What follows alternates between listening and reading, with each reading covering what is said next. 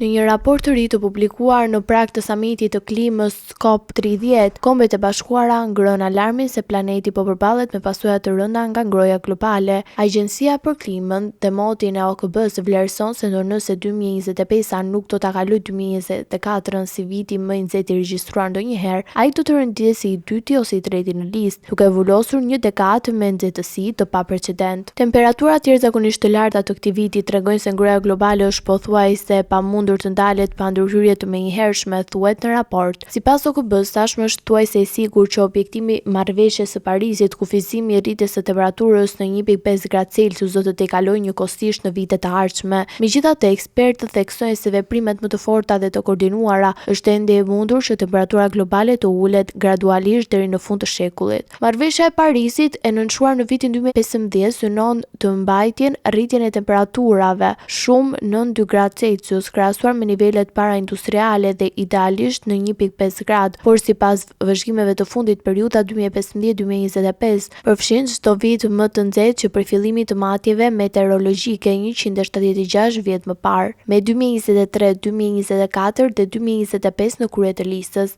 Raporti OKB-s vjen në një moment simbolik, teksa liderët botror po zhvillojnë një takim në Amazonën braziliane për të diskutuar strategjitë e reja për mbrojtjen e pyjeve tropikale dhe frenimin e ngrohjes globale përpara fillimit të punimeve të COP30 javën e ardhshme.